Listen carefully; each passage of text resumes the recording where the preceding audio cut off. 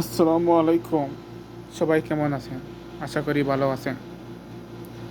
আপনারা জানেন না হয়তো, পারিবারিক প্রেশারের কারণে আমি আপনাদের সঙ্গ দিতে পারি নাই। এটা আমার কথা না, এটা হচ্ছে আমাদের অনেক ফেমাস তৌহিদ আফ্রিদি। তৌহিদ আফ্রিদি, যে সবচেয়ে যাকে অনেক ইয়ংস্টারের আইডল বলা হতো। আইডল কাকে বলে? আইডল এমন একজন ব্যক্তিকে বানান যে আইডল দ্বারা আপনার লাভ হবে। ওই মানুষ দেখানো আইডলকে আইডল না বানিয়ে প্রকৃত মানুষকে আইডল বানান। তাতে আপনার ফায়দা হবে, সম্মান বাড়বে। লোক দেখানো মানুষকে কখনোই আইডল হিসেবে মানবেন না।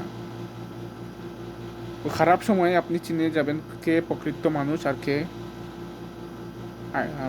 বিশ্বাসঘাতক। আমরা যাকে দেখানো কাজ দেখানো কাজ ওইগুলা বাদ দেন।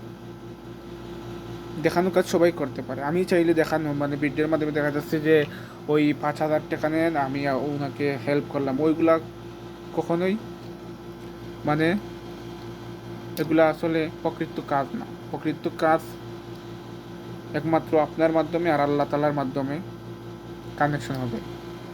ঠিক আছে? ওইগুলো আপনারা লোক দেখিয়ে কাজ না করা ভালো, এতে আখেরাতে সওয়াব পাবেন।